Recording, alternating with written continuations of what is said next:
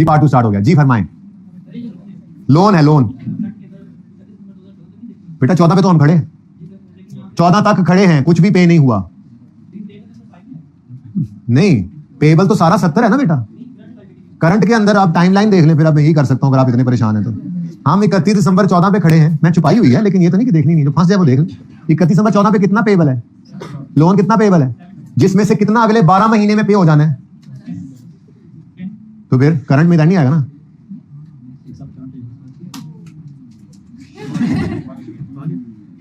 बोलो बेटा, 1 जनवरी 14 से 31 दिसंबर 14 का साल हमारा गुजर गया, इस पे हम खड़े हैं, ये आप खड़े हैं। अब आपने जब इधर खड़े होकर देखना है तो 31 दिसंबर 14 पे ये पे नहीं हुआ, ये उससे अगले दिन 1 जनवरी 15 पे एक ये 5 पे हुआ है, और 1 जुलाई 15 पे एक ये 5 पे हुआ है। इंट्रो की खराफात ध्यान से पढ़ा नहीं ना। अब ये 10 का 10 पेएबल है अगले एक साल के अंदर, ये करंट है, और 70 में से 10 करंट है, तो बाकी फिर नॉन करंट है। नजर भी आ रहा है टाइमलाइन पे। ओके, इधर ही आ जाओ। अच्छा हाँ जी, अभी पूछ सकते हैं जी, कोई मसला नहीं है। कोई सवाल ऐसे कहूंगा बेटा सवाल है नहीं, जैसे बना लिया जितना मैम बनाता है। अच्छा जी, लेकिन अच्छा है ना, घूम फिर लिया जी। 15 के साल में एक्सपेंस आ गया, पूरा एक्सपेंस 15 के साल में लोन निकालना है। अब बताओ 31 दिसंबर 15 तक आते आते 2 किस्तें पे हो चुकी हैं 70 में से, 1 जनवरी 15 पे और 1 जुलाई 15 पे, तो 70 में से 10 पे हो गया, तो बाकी अब ये 60 है 31 दिसंबर 14 पर पूरा लोन। ओके ओके ओके, ये पूरा लोन है 60, जैसे हाँ कह रहा हूं ना, हाँ 31 दिसंबर 15 पे ये 60 का पूरा लोन है, लेकिन ये 60 एक जगह शो नहीं हो सकता, इसमें कुछ हिस्सा अगले 12 महीने में पे होना है। अब पैटर्न तो सेम ही है, अगर हर साल 1 जनवरी 1 जुलाई को 2 किस्तें पे होनी है, तो इसका मतलब ये 60 का लोन जो 31 दिसंबर 15 पे है, उसमें से अगले 2 किस्तें जो है वो 1 जनवरी 16 और 1 जुलाई 16 पे हो जाएंगी, तो वो 10 रुपए करंट में आ जाएगा। अब टोटल में से करंट निकल गया तो बाकी नॉन करंट। ये सेम ही चलना है जितने मर्जी साल हो जाए, जहां तक के एंड हो जाए, आखिरी साल में जाके शायद थोड़ा सा मसला बने। अच्छा बेटा वो आप देख लें। अच्छा जी, उसके बाद अगली बात इंटरेस्ट पेएबल की बात देख लें। इंटरेस्ट पेएबल 6-6 महीने बाद पे हो रहा है, इंटरेस्ट 6-6 महीने बाद पे हो रहा है। हम कौन से साल में खड़े हैं, 15 वाले साल में। 15 वाले साल में 1 जनवरी 15 से 30 जून 15 तक का इंटरेस्ट 1 जुलाई 15 को पे हो गया। कोई पेएबल आएगा हमारे साल के एंड पे, कोई पेएबल। फिर 1 जुलाई 15 से 31 दिसंबर 15 तक के 6 महीनों का इंटरेस्ट 31 दिसंबर 15 की शाम को पे, तो वो क्या बनेगा, पेएबल। ये कैलकुलेट किया था 4.5, ये इस लेटर में नजर आ रहा है, लेकिन उसकी बजाय डायरेक्ट यहां पे निकाला 4.5। इसको जिनको समझ अभी भी नहीं आ रही ना, एक दो बच्चों को, वो घर पे जाके इसको दोबारा करें, ठीक है। ओके जी, 24-25 मैं नहीं करवा रहा, इनमें कोई जान है नहीं, क्योंकि ये क्या है, ये 30 जून, ये नहीं, यहां पर है मसला थोड़ा सा। चलें अच्छा है, ये दोनों ट्राई करें, कोई मसला नहीं है। ओके, हो जाएंगे इंशाल्लाह, नहीं होंगे तो मैं करवाऊंगा इसको। बहरहाल आखिरी बार दोबारा देखें इसको। लोन कितना है, 70 मिलियन का लिया, पहले साल में सारे का सारा लोन ही है। अब इसमें से 3 चीजें निकली। पहला, लोन कितना नजर आए बैलेंस शीट में, तो हमने कहा जी 70 का लोन नजर आएगा, लेकिन टूट के 60 और 10 करंट और नॉन करंट। दूसरी चीज क्या नजर आई, कितना इंटरेस्ट पीएनएल में जाना है, हमने कहा जी 6 महीने का इंटरेस्ट पीएनएल में जाएगा, 70 आउटस्टैंडिंग रहा, 70 इंटू 15%, 6/12 5.25 आ गया। लेकिन ये 5.25 हमारे साल के एंड तक पे नहीं हुआ था, तो ये पेबल में भी आ गया। पहला साल तो आसान था, अगले साल में आए, अगले साल में 15 वाला साल हमारा है, हम यहां पे खड़े हैं, अगर तो 15 में आ गए हम भाई, 15 में आ गए। 15 में 2 किस्तें पे हुई हैं, एक पहले ही दिन पे होगी तो 70 से 65 हो गया, तो 65 पर 6 महीने इंटरेस्ट, फिर एक किस्त पे हुई तो 60 पर 6 महीने इंटरेस्ट, तो ये पूरे साल का इंटरेस्ट निकलेगा जो हमने यहां पर निकाल कर दिखाया, ये आ गया पीएनएल में। ये वाला इंटरेस्ट इसी साल में पे भी हो गया, 6ठे महीने का आखिरी दिन को या 7वें महीने के पहले दिन, और ये पेएबल था, ये यहां पे नजर आ रहा है। लोन की सूरत हाल है, 70 में से 10 निकलकर 60 रह गया। अब 31 दिसंबर 15 पे खड़े हो गए, ये 60 शो करना तो है बैलेंस शीट में, लेकिन तोड़ के 10 करंट और बाकी 50 नॉन करंट, ठीक है। और तो इसमें कुछ नहीं है। अब इसकी जरा ब्लू मार्कर देना ना जरा, इसकी जरा तस्वीर बनाएं, ये रिक्वायरमेंट है, ये आपको नजर नहीं आ रहा। अच्छा वैसे एंट्रीज देखना चाहें तो देख ले, लेकिन रिक्वायरमेंट सवाल की ये भी नहीं थी, तो मैंने ऐसे काटा है कि आपको नजर भी आता रहे और आपको पता भी रहे कि ये रिक्वायरमेंट नहीं थी, सिर्फ समझाने के लिए। ओके, उधर ही रखें आमिर भाई, मेरे पीछे ना भाग आया करें। हाँ जी, कुछ समझ में आया थोड़ा बहुत, हमें को ग्रिप बेहतर हुई है तुम्हारी, ग्रिप हो सर्विस जैसी, तो फिक्र कैसे। बस अब अगले 5-6 दिन सुकून रहना है, 5वें-6ठे दिन जाके इस मुसीबत पे पहुंचना है हमने, पास से वो भी इस लेवल की नहीं होनी जिस लेवल की हमने कर ली बात, जिंदगी सुकून में आ गई। बट एक सवाल है कहीं जाकर जिसमें हमने एक्सट्रैक्ट्स बनाने होंगे, वहां पे जाके फिर याद करवाऊंगा ये वाला लेक्चर। इसलिए अच्छा है इस सवाल को दोबारा करें, तसल्ली से बैठ के डायरेक्ट करने की कोशिश करें, और फिर अगले दोनों सवालों को भी ट्राई करें। चलें जी, आ जाए, आप बस करें। क्या करना था, करना क्या था,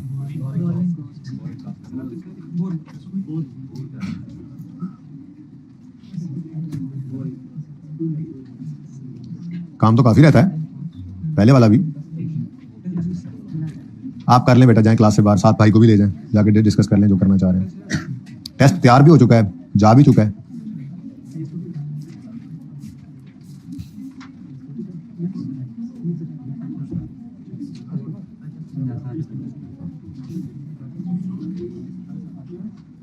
अच्छा जी, ऐसा है, अब बात थोड़ी सी शुरू कर देते हैं बोरिंग कॉस्ट की, क्योंकि आधा घंटा है। वैसे तो सिंथेसिया वाला सवाल, पास पेपर 2 और सब्सिक्वेंट एक्सपेंडिचर, अब ये 3 चीजें हो चुकी हैं हमारी जो किसी भी वक्त आ सकती हैं।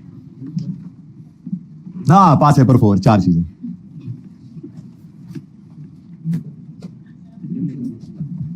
जुमे का दिन आपसे ले लिया, पता नहीं क्लास हो ना हो, लेकिन जुमे का दिन ले लिया आपसे। अच्छा जी, आज अब थोड़ी सी बात शुरू करते हैं जी, अपने IAS 23 की बुनियाद डालते हैं। जाहिर है कल फुल फ्लाई सवाल करूंगा मैं, आज थोड़ी सी बात करके थोड़ी सी बात तो कर लेना, ठीक है? फिर आगे चलते हैं। छेड़ तो देना इसको, सही फरमाया आप। नहीं, ये मलंग नहीं है, इसको छेड़े जी। IAS 23 स्टैंडर्ड का नाम, नंबर है, ये नाम है इसका बोरोइंग कॉस्ट।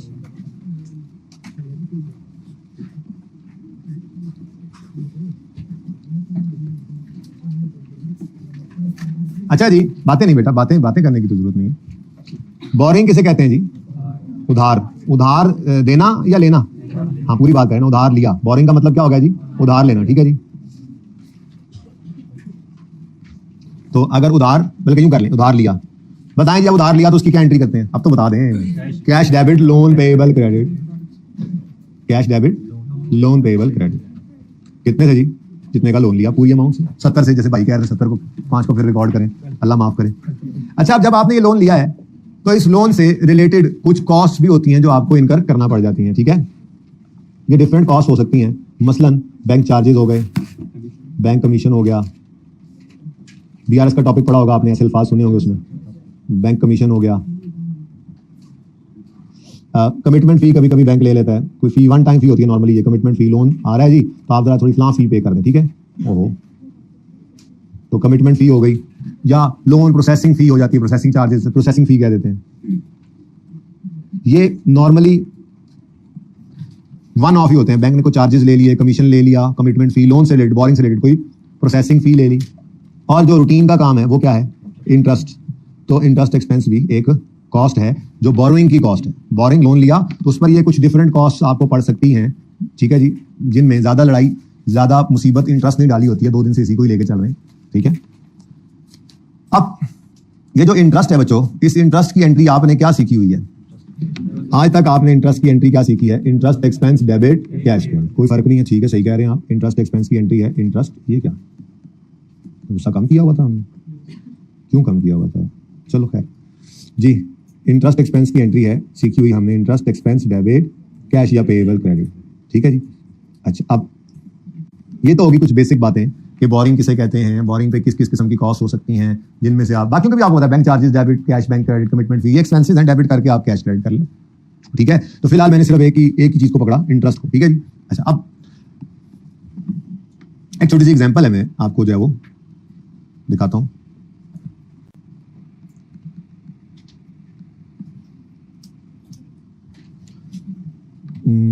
आपने एक प्लांट खरीदा, आइए 16 चल रहा है, ये नहीं जान छड़ा आलू। आपने एक प्लांट खरीदा 700 रुपए का, मिलियन होगा जो भी होगा, 700 रुपए का। आपने इस प्लांट को अपने तक लाने पर कुछ ट्रांसपोर्टेशन खर्च की, लेट से 100 रुपया ट्रांसपोर्टेशन पे लग गया, और फिर आ गया तो इंस्टॉलेशन वगैरह आपने की, लेट से 200 रुपये इंस्टॉलेशन पे लग गया, 1000 हो गया। अच्छा जी, ले जी, अब ये जो आप के सामने चीजें आ रही हैं, इनकी मैं एंट्री आपके साथ देखें शेयर करने लगा हूं। एंट्री बनेगी 700 की एंट्री करेंगे आप, प्लांट डेबिट कैश क्रेडिट 700।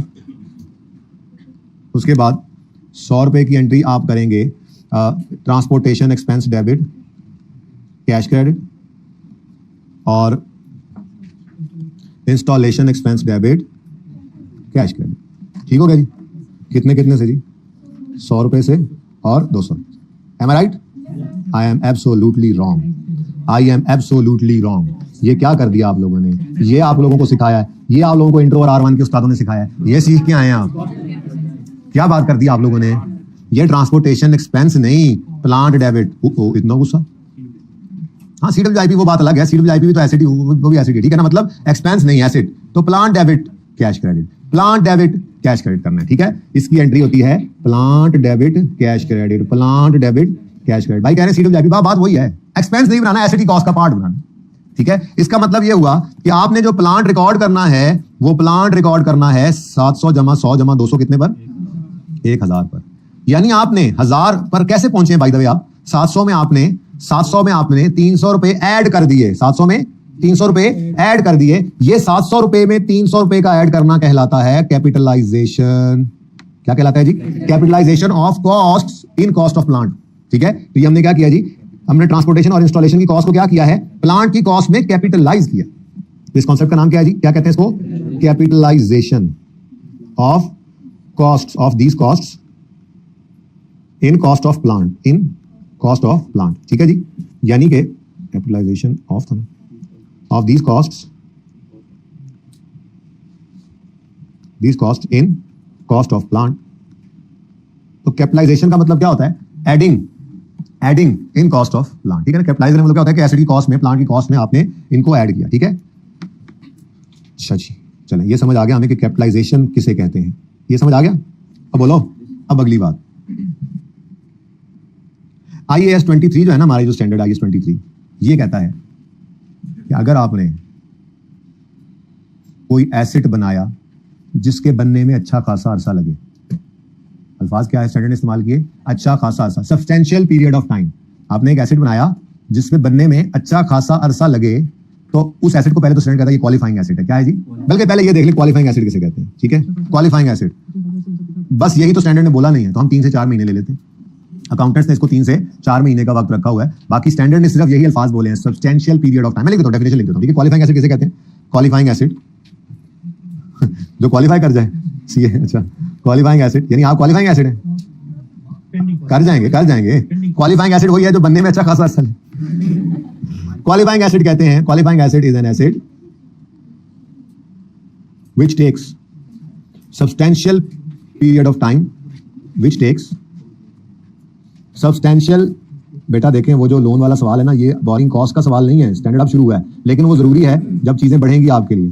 तो प्लीज इसको घर पे जाके अच्छे तरीके से करना है, आपने इस सवाल को दोबारा करना है और अगले दोनों भी कर लेने हैं सवाल, ठीक है। बिल्कुल इनसे आपने जो है ना, बिल्कुल इससे आपने तसल्ली करके ही आगे जाना है। Which takes substantial period of time to get ready for its use. अब अगला सवाल ये पैदा होता है कि what is a substantial period of time. भाई ने सवाल किया कि सब्सटेंशियल कितना होता है, तो मैंने जवाब दिया जी अच्छा खासा। उर्दू का लफ्जी मतलब तो यही बनेगा ना, सब्सटेंशियल का मतलब क्या होता है, अच्छा खासा। अब अगला मसला पड़ गया, अब जिसे अच्छा खासा क्या होगा, अच्छा खासा स्वाद अलिफ सा होगा या स्वाद हे सा होगा, ये होगा अच्छा खासा। अब स्टैंडर्ड ने तो सिर्फ यही बोला, अकाउंटेंट्स ने किताबों के अंदर जो मिलता है वो क्या लिख दिया, वो जो 3 से 4 महीने बनने में ले ले, ऐसा एसेट जो बनने में 3 से 4 महीने का अरसा ले ले, हम कहेंगे जी इसको अच्छा खासा अरसा लगा। आपके सवालों के अंदर ना खैर से 3-4 महीने नहीं होंगे, ये 6-8 महीने, साल, 1.5 साल, 2 साल, इतना अरसा लगेगा आपके एसेट्स को। बिल्डिंग बन रही है, प्लांट इंस्टॉल हो रहा है, फैक्ट्रियां लगती है, टाइम लगता है। तो 3-4 महीने पे भी बात नहीं आएगी इंशाल्लाह, वादी होगी। तो और वो खुद बता भी देता है नॉर्मली कि this is qualifying asset for the purpose of IAS 23। अक्सर सवालों में यूं बोल भी देता है, वरना खुला टाइम होगा साल के आसपास, ठीक है। मतलब 6 महीने से तो ऊपर ही देखे जितने मैंने सवाल देखे। बहरहाल सब्सटेंशियल पीरियड ऑफ टाइम को किताबों में लिखा गया 3 से, अगर 3 से 4 महीने किसी एसेट को बनने में लग जाएं तो वो क्वालिफाइंग एसेट है, ठीक है। मिसाल के तौर पे हम कुछ एग्जांपल ले लेते हैं, मैं एग्जांपल लिखता जाऊंगा, आपने मुझे बताना है कि ये सब्सटेंशियल है या नहीं है, ठीक है जी। पैकेजेस जो है, पैकेजेस कंपनी है, ठीक है, उन्हीं का ये मॉल भी है, उन्हीं का अपनी फैक्ट्री भी थी, ठीक है। तो पैकेजेस ने इंस्टॉल किया है एक प्लांट और उन्होंने 5 महीने में इसको इंस्टॉल किया, 4 महीनों में जी। मुझे बताएं क्या ये क्वालिफाइंग एसेट, QA लिख दूं, QA क्वालिफाइंग एसेट है, कायद आजम नहीं, क्वालिफाइंग एसेट लिखा है। क्या ये क्वालिफाइंग एसेट है? बिल्कुल है। अच्छा जी, क्या नाम है आपका? अनस परचेज्ड अ कार, हाँ जी, क्वालिफाइंग एसेट होगा। कार बनने में अच्छा खासा अरसा नहीं लेती, वो बनने में बेशक मैन्युफैक्चरर के पास लेती होगी, इसने तो क्या किया इसको, तो भाई अनस के लिए तो ये क्वालिफाइंग एसेट नहीं है, सॉरी क्रॉस लगाना, ठीक है।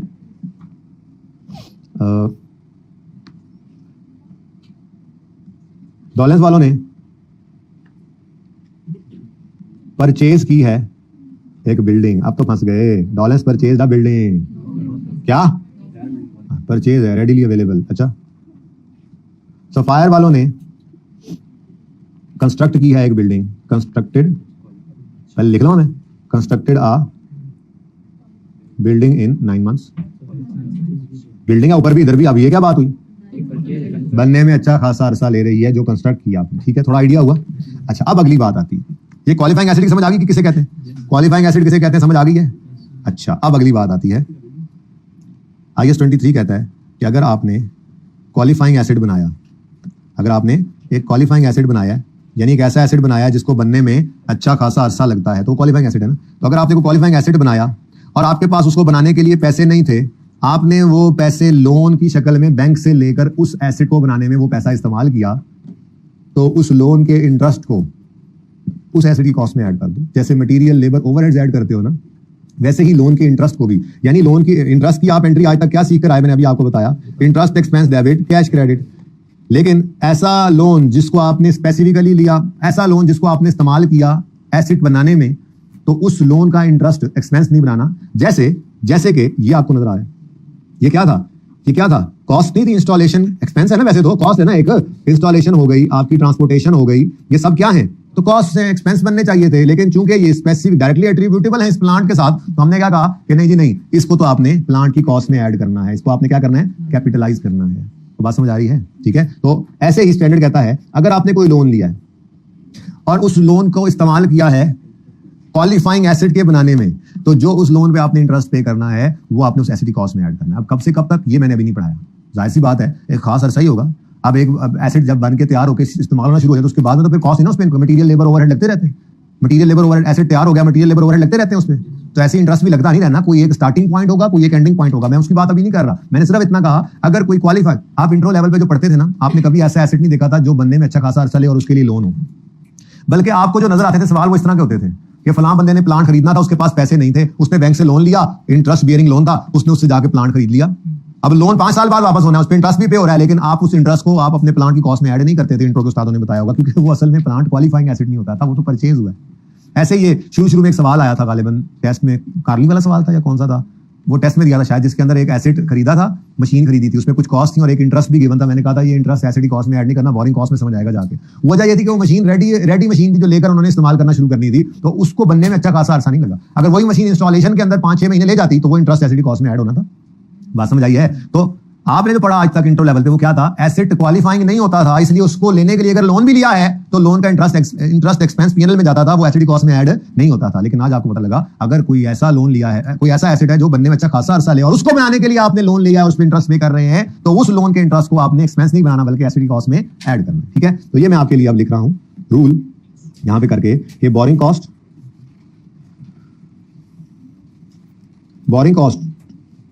मैंने पहले बता दिया बोरिंग कॉस्ट किसे कहते हैं। ठीक है, बोरिंग कॉस्ट इनकर्ड ऑन अ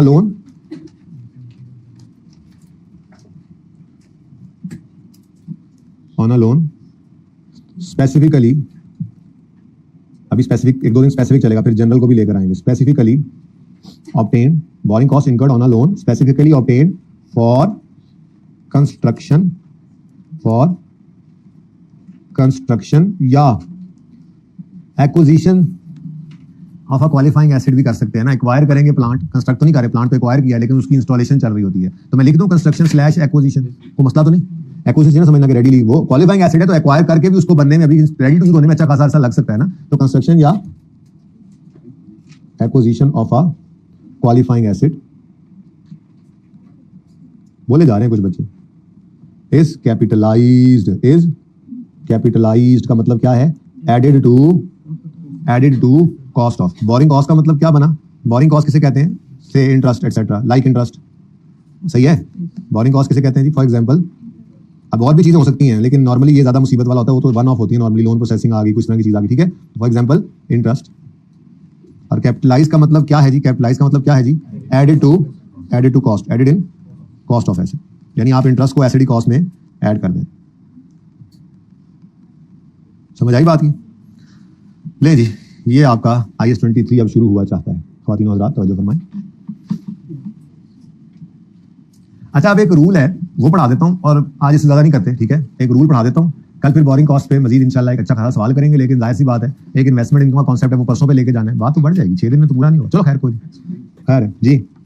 तो क्वालिफाइंग एसेट किसे कहते हैं? एक ऐसा एसेट जो बनने में अच्छा खासा अरसा ले, और अगर आपने कोई लोन लेकर क्वालिफाइंग एसेट बनाया है तो जितना अरसा, बल्कि नहीं, अभी सिर्फ उस लोन पर जो इंटरेस्ट पे किया वो भी एसेट की क्वालिफाइंग एसेट की कॉस्ट में ऐड कर देना, ठीक है। अब रूल क्या है? बात तो ये है कि आपको आपका साल है लेट से 1 जनवरी 20 से 31 दिसंबर 20 का, आपने यहाँ पर 1 अप्रैल को कंस्ट्रक्शन स्टार्ट की और वो कंस्ट्रक्शन आपकी खत्म हो गई लेट से 30 सितंबर पे। अब आपने ये 6 महीने का जो इंटरेस्ट है ये असूली तौर पे आपने ये एसेट की कॉस्ट में ऐड करना है। आप लोन इससे पहले भी लेके आ सकते हैं, लोन इसी दिन भी आ सकता है, लोन वापसी की हो सकता है तारीख 5 साल हो, आप बैंक को कहें 5 साल बाद लोन वापस करेंगे, तो लोन के ऊपर इंटरेस्ट तो बैंक अपने हिसाब से लेगा जितने अरसे तक लोन आउटस्टैंडिंग रहा, पढ़ के आ रहे हैं, पर एसेट की कॉस्ट में कितना अरसा का इंटरेस्ट ऐड हो ये स्टैंडर्ड ने गाइड किया हुआ है, ये नहीं है, स्टैंडर्ड की अपनी गाइडेंस आपने को बताने लगा, ठीक है। तो 2 चीजें हैं, लेकिन ये किसके लिए है? स्पेसिफिक लोन के लिए, वो लोन जो आपने स्पेसिफिकली ऑब्टेन किया हो फॉर कंस्ट्रक्शन या acquisition of a qualifying asset, ठीक है। उस लोन की कमेंसमेंट ऑफ कैपिटलाइजेशन कब होगी? मैंने क्या लिखा जी? Commencement of capitalisation. क्या मतलब है इसका? मतलब कोई बता दे। कमेंसमेंट ऑफ कैपिटलाइजेशन का मतलब बताओ कोई। इंटरेस्ट तो मैंने लिखा नहीं, अभी जितना लिखा उसका जुमला बताओ, जुमले का जवाब बताओ। कमेंसमेंट ऑफ कैपिटलाइजेशन, स्टार्ट करेंगे एसेट की कॉस्ट में ऐड करना। अगली बात तो बताई नहीं अभी, ठीक है, फिलहाल सिर्फ इतना लिखा है ना, मैंने पूछा इसका मतलब बताओ। कमेंसमेंट ऑफ कैपिटलाइजेशन, शुरू करो ऐड करना एसेट की कॉस्ट में। किस चीज को? बोरिंग कॉस्ट को। क्या बता रहा हूं? Commencement of capitalisation of borrowing cost in cost of asset, ठीक है। तो एसेट की कॉस्ट में लेकिन कैपिटलाइजेशन का लफ्ज लिख देना ही काफी होता है ना, ठीक है। कैपिटलाइजेशन मतलब क्या है? Added to. तो किस दिन हम एसेट की कॉस्ट में इंटरेस्ट को ऐड करना शुरू करें? सवाल। 3 डेट्स देखनी है इसमें आपने, अभी लिखे ना, जरा देख लें। Number 1 loan received date, number 2 work started, और नंबर 3 फर्स्ट कंस्ट्रक्शन पेमेंट।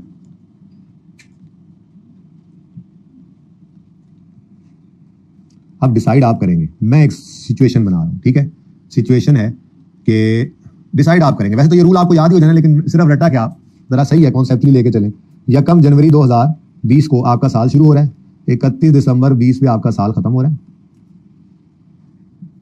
और मैं वही वाली बात कर रहा था कि आपका स्टार्ट हुआ है कंस्ट्रक्शन वाला काम 1 अप्रैल को और खत्म कर दिया आपने 30 सितंबर पे, कंस्ट्रक्शन पूरी होगी, ठीक है। भाई इधर देखो जरा, ये क्या है जी?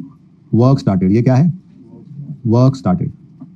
अच्छा, अब मेरा सवाल, मिसाल के तौर पे लोन आपको बैंक से बात करते करते करते करते टाइम काफी लगा और लोन आपका रिसीव हुआ, अप्रैल भी गुजर गया, मई भी गुजर गया, 1 जून को, तो क्या करें? वर्क स्टार्टेड से इंटरेस्ट कैपिटलाइज करना शुरू कर दें? वे दुखी बात है, इंटरेस्ट होगा तो कैपिटलाइज करोगे, अप्रैल मई में तो लोन ही नहीं था। इसका मतलब दोनों में से जो डेट लेटर हो, दोनों में से जो डेट लेटर हो, इंटरेस्ट उसी से स्टार्ट होना चाहिए। क्या ख्याल है? अच्छा, इसका मतलब इस केस में आप क्या कह रहे हैं? आपने इंटरेस्ट कैपिटलाइज किस दिन से करना है? 1 जून से, ठीक है। अच्छा, मैं सिचुएशन को बदल देता हूं,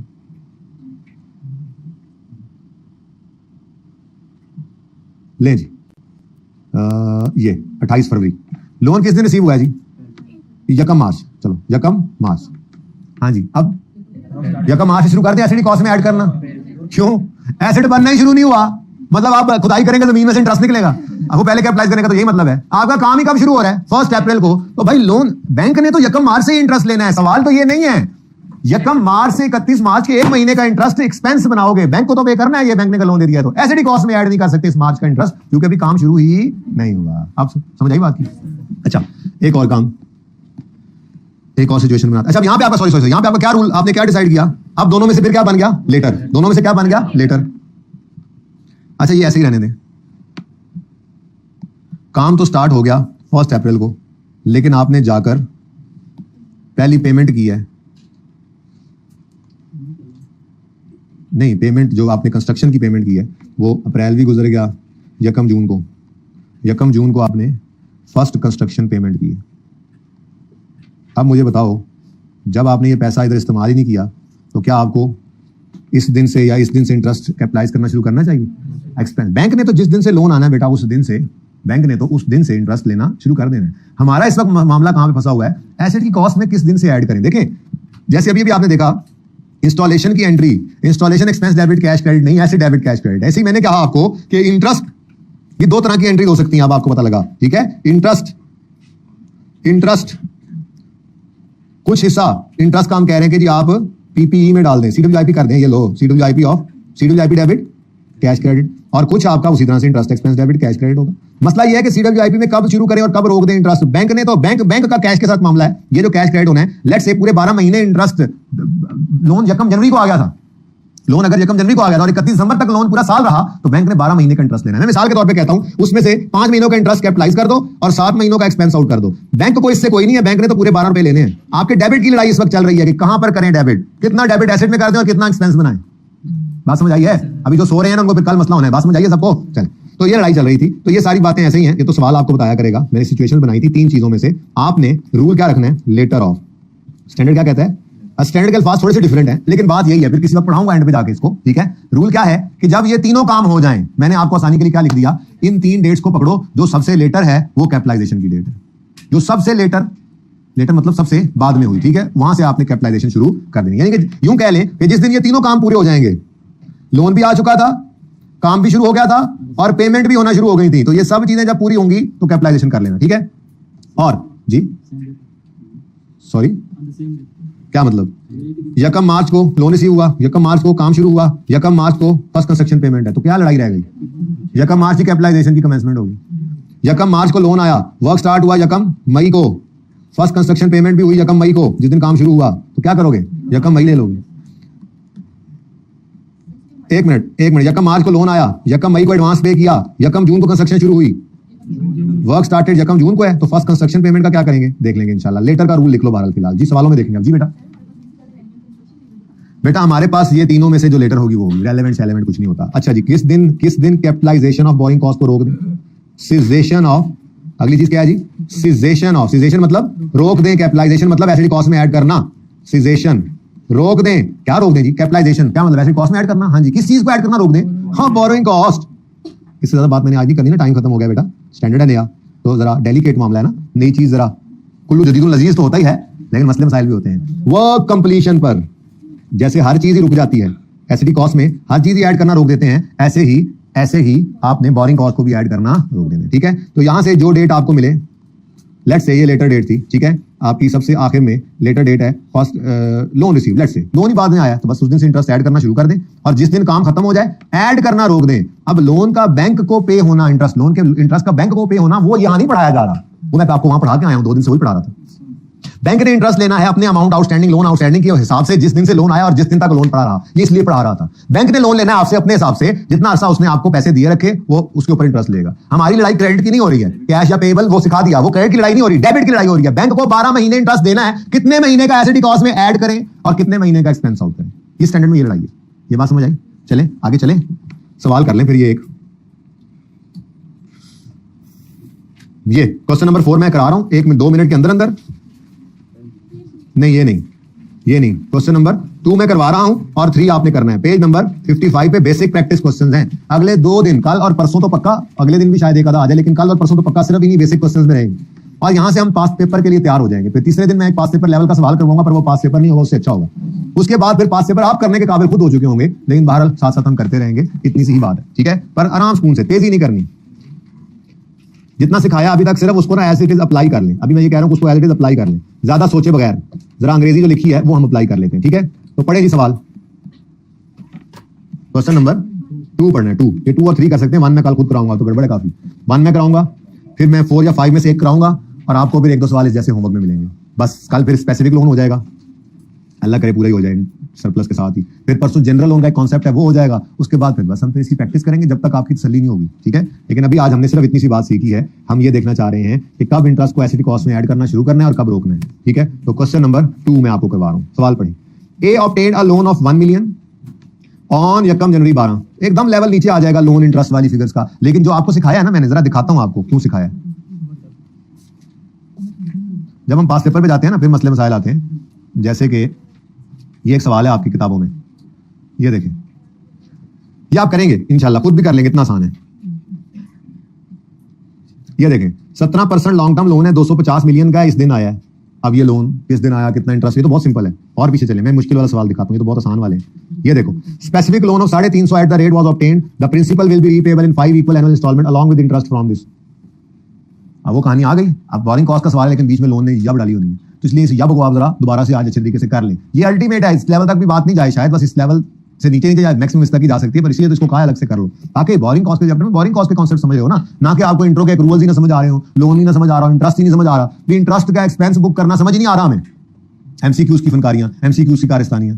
काश के एमसीक्यूज खत्म हो जाए इंट्रो से और पेपर पूरा होना चाहिए इंट्रो का, ये मतलब बहुत बच्चा नुकसान करता है। इधर देखो, वो गुजारा करके आ जाता है, नुकसान आगे अपना ही है, समझता नहीं है, तो बद्दुआएं दे रहा, देखो वहां पे दूसरा पेपर नहीं बेटा, आप लोगों ने तो इस फील्ड के अंदर मतलब आपकी तो कोर कॉम्पिटेंस है ना, तो आपको इसके अंदर जो कमजोरी होती है FR1 का रिजल्ट उतारा होता है, यहाँ छांटी हो जाती है। ठीक है, तो सही से पढ़ा करो, दूसरों को मशवरा देना PRC में जो भी हो ध्यान से पढ़ना। 7 साल का लोन है और loan earned markup of 13 payable semi annually, 1% fees है और 2 इंस्टॉलमेंट्स 5 मिलियन की विद इंटरेस्ट इस दिन और इस दिन पे हुई। बात समझ आई? अब ये असल कहानियां हैं जिस वजह से मैंने वो पहले ही सिखा दिया। चले वापस आए, भाई के पांडे करने लगे हैं। बेसिक प्रैक्टिस क्वेश्चंस, कुछ तो गिरा है भाई का, कुछ तो गिरा है, कुछ तो गड़बड़ है, कुछ तो गड़बड़ है, केड़ा सफासी दस दो टूट पैने हो, आगे निकल गए। ओके नाउ ये तो बहुत इजी है। वो ग्लासेस थी, बच गई, ओह थैंक गॉड, मुबारक हो भाई, आज सब हम मुबारक देने आएंगे आपको। यकम जनवरी 12 पे 1 मिलियन का लोन है, 15% इंटरेस्ट रेट है, और ये है किस लिए? For construction of a building. यकम मार्च 12 पे कंस्ट्रक्शन स्टार्ट हुई है और इसी दिन पहली पेमेंट भी, और 31 अक्टूबर 12 पे जाकर कंस्ट्रक्शन कंप्लीट हुई है। Now this building is a qualifying acid. ये डिसाइड हो गया देखते ही, वैसे सवालों में लिख देता है लेकिन आपको नजर आ रहा है 2-3 महीने से ऊपर, 3 महीने से ऊपर बात चलेगी बस क्वालिफाइंग एसिड, उसके लिए लोन लिया है तो उसका इंटरेस्ट इस एसिड कॉस्ट में ऐड करना है। लेकिन अगली बात कब से कब तक का वो रूल आज पढ़ा है अभी से, ठीक है? नहीं हम उसको यकम जनवरी से 31 दिसंबर तक कर सकते। लोन आया यकम जनवरी को, पता नहीं कब वापस होना है, कहीं लिखा नहीं हुआ, मतलब कुछ वापस नहीं हुआ, पता नहीं कब वापस होगा, तो इसका मतलब पूरा साल लोन आउटस्टैंडिंग रहा। बैंक ने तो 12 महीने का इंटरेस्ट लेना है, तो क्या 12 महीने एसिड कॉस्ट में ऐड कर दें? ना। अब हम अपने रूल की तरफ आते हैं। उसने देखो पूछा क्या है, कैलकुलेट टोटल बोरिंग कॉस्ट। मैं कर देता हूं। हाँ जी, बैंक से लोन आया किस दिन है? यकम जनवरी 12। लोन की अमाउंट प्रिंसिपल कितनी है, इंटरेस्ट रेट कितना है, और कहीं पे लिखा हुआ है कोई किस्त पे हुई है, इसका मतलब फिर पूरा साल ये सारा लोन आउटस्टैंडिंग रहा। तो इसका मतलब टोटल बोरिंग कॉस्ट कितनी बनी? बोरिंग कॉस्ट टोटल कितनी बनी जी? 1 मिलियन, 1000 कर लो, 1000 का लोन है, उसके ऊपर 15% इंटरेस्ट रेट, और पूरा साल कितना बना? 150। लेकिन ये तो है ना बैंक ने जो पैसे लेने हैं आपसे। अगली बात तो डिफरेंट है, वो कह रहा है कितनी बोरिंग कॉस्ट कैपिटलाइज करें। हमने कहा जी अभी बताते हैं, 1 मिनट लगेगा हमें, हमारा रूल है, ठीक है? हमने क्या लिखा था वो पूरी अंग्रेजी में नहीं लिखा। कमेंसमेंट होगी later of number 1 loan receive, जब तक कहूं ना ये लिखते रहना। Work started, first construction payment, first payment लिखो फिलहाल, फर्स्ट पेमेंट, और सीजेशन वर्क कंप्लीटेड। लो जी ये हमारा रूल है। अब तीनों डेट्स लिखो। लोन किस दिन आया? यकम जनवरी 12। वर्क स्टार्टेड यकम मार्च 12। समझ आ रही है ना बात की? अब सिचुएशन हर सवाल में खुद से ऐसे बनती जाएगी, वहीं से समझ आती जाएगी आपको। अब यहाँ पे ना पूछना अगर ये हो मगर, अगर मगर सवाल में देख लेना, ये सवाल बना के ले आना, सामने जो सिचुएशन है वो समझ आती जा रही है, आगे भी आती चली जाएगी, ठीक है? यकम मार्च 12 और फर्स्ट पेमेंट भी इसी दिन कह रहे हो गई।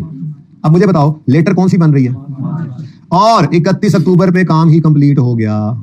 इसका मतलब यकम मार्च से कैपिटलाइजेशन स्टार्ट करेंगे, 31 अक्टूबर पे रोक देंगे। कितना बनता है? जनवरी फरवरी गया, नवंबर दिसंबर गया, कितने मंथ्स?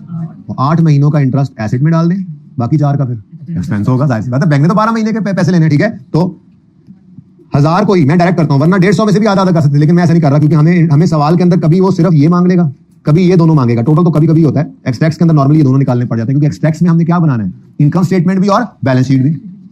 पीएनएल जब बनाएंगे तो उसमें एक्सपेंस वाला भी माफी नहीं है, और बैलेंस शीट के अंदर एसेट आना है, एसेट की कॉस्ट में इंटरेस्ट ले जाना है तो वो भी माफी नहीं है। हाँ, अगर सिर्फ वो आपसे कहते हैं बोरिंग कॉस्ट कितनी कैपिटलाइज होनी है, फिर तो आप सिर्फ इसकी बात करोगे, दूसरे से माफी है। लेकिन अगर एक्सट्रैक्ट्स मांगे तो फिर किसी चीज से माफी, फिर सारा कुछ आपको पता होना चाहिए, कौन सी चीज कहां जा रही है, कैसे जा रही है, क्यों जा रही है, कितनी जा रही है, इनटू 15%। ये तो पूरे साल का इंटरेस्ट है ना, इसमें से 8/12 एसिड कॉस्ट में, 100 रुपए एसिड कॉस्ट में ऐड कर दो। और कितना एक्सपेंस आउट करना है? मुझे पता है 150 में से आप 100 माइनस कर रहे हो, मैं कह रहा हूं नहीं, जरा मुझे बताओ। कहानी कुछ यूं है,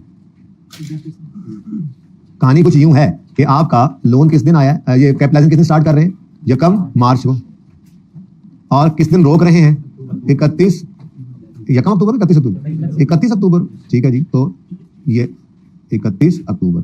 अब ये जो 8 महीने हैं इनका इंटरेस्ट तो आपने कर दिया कैपिटलाइज, लेकिन बैंक ने तो यकम जनवरी को लोन दिया था और 31 दिसंबर तक भी वो लोन अभी भी मौजूद है। तो ये 2 महीने जनवरी और फरवरी, और ये 2 महीने नवंबर और दिसंबर। बैंक ने तो इसके भी पैसे, बैंक ने पूरे 12 महीने के पैसे लेने हैं। 8 महीनों का इंटरेस्ट यानी 100 रुपए, उसकी एंट्री होगी बिल्डिंग ऐसे देखा था, बिल्डिंग डेबिट कैश क्रेडिट या पेबल जो भी है, बिल्डिंग डेबिट होगी और अज्यूम करें कैश पे हो गया, इंटरेस्ट पे हो गया, तो बिल्डिंग डेबिट कैश क्रेडिट 100 से और interest expense debit cash credit 50 से। ठीक है, तो ये 4/12, ये 4 महीने कौन कौन से, ये इंपॉर्टेंट है, समझ में आना चाहिए। ये 8 महीने कौन कौन से हैं जो कैपिटलाइज हुए, यकम मार्च से लेके 31 अक्टूबर तक के 8 महीने। और एक्सपेंस में कौन कौन से 4 महीने गए हैं, जनवरी, फरवरी और नवंबर, दिसंबर। यानी आप इसकी अगर एंट्रीज की बात करें तो एंट्री तो यूं होगी, किधर होगी एंट्री, यूं होगी। आप अलग अलग करें तो एंट्री होगी, पहले क्या इंटरेस्ट एक्सपेंस बुक करना है, interest expense debit cash credit 50 से। ये कौन कौन से मंथ्स हैं जी, जनवरी, फरवरी, नवंबर, दिसंबर इंटरेस्ट। और बाकी के बिल्डिंग डेबिट, बिल्डिंग CWIP करना है, लिख दो CWIP बिल्डिंग कर दो, CWIP बिल्डिंग बन रही है ना अभी, तो CWIP ऑफ बिल्डिंग डेबिट और कैश क्रेडिट 100। ये कौन कौन से मंथ्स हैं, ये है जनाब मार्च से लेकर अक्टूबर तक। ये सिखाया जा रहा था आपको बस। और ठीक है, तो बात सवाल की रिक्वायरमेंट में एंट्रीज नहीं है, वो तो मैं आगे बढ़ गया जरा ज्यादा। तो पहला सवाल है जिसमें सिर्फ आपने ये डिसाइड करना था कितना एक्सपेंस में डालें, कितना कैपिटलाइज करें। तो आज बस इतना ही, ठीक है, लेकिन आपने गुंजाइश नहीं छोड़नी। अब टीपू वाले सवाल को तो वही कर ही लिया था आपने, आज आतिफ वाला सवाल होगा, अगले दोनों कर लेने हैं, उसमें आप कोई कंफ्यूजन नहीं छोड़ के आना, ठीक है। और टेस्ट जो है बच्चों, एक बड़ी ही अहम बात करना चाह रहा था, टेस्ट जो है उसका टर्न आउट अमेजिंगली बहुत कम है। टेस्ट फिजिकली नहीं लिए जाते, ऑनलाइन सबमिट होते हैं, तो उसकी वजह से बेहतर होने की बजाय उल्टा ये टर्न आउट कम हो गया है। तो कल ये बाहर अटेंडेंस शीट लेकर खड़े होंगे, अटेंडेंस लगती है भाई, अटेंडेंस शीट पे जिसका टेस्ट होगा, जिसका रोल नंबर होगा, उसको मैं क्लास में बैठने दूंगा। जिसको जो टेस्ट नहीं दे रहा उसको क्लास में आने की कोई जरूरत नहीं है, मुझे रश लगाने का कोई शौक नहीं है, ठीक है। तो एक चेक उन्होंने लगाया होगा, वो लगाते रहे, एक चेक मैंने कल लगाना है, मैंने उसी बच्चे को क्लास में बैठने देना है जो टेस्ट में अपीयर हो। जब फ्लेक्सिबिलिटी भी मिल गई है, कितना टाइम होता है आपको अपलोड करने के लिए, 12 घंटे में अपलोड कर सकते हैं। टेस्ट रूम में बैठ के देना है, टेस्ट दिए बगैर कल जो आएगा, मैं बता रहा हूं, मैं बिल्कुल सीरियस हूं इस वक्त, मुझे कोई, मैं मजाक नहीं कर रहा ना, मुझे कल तरस आना है।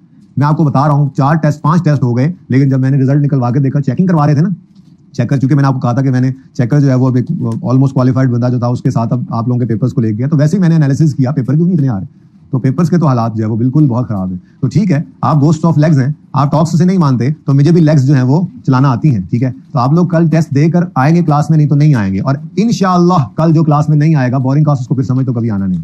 तो आप लोगों के ऊपर है, ये ऑप्शन आप लोगों के पास है, टेस्ट आज दीजिए और कल क्लास में तशरीफ लाइए। टेस्ट के अंदर इन्वेस्टमेंट प्रॉपर्टी का एक सवाल है और एक एक्रूवल का सवाल है, दोनों आपके ताज़ा टॉपिक्स हैं। अल्लाह हाफिज।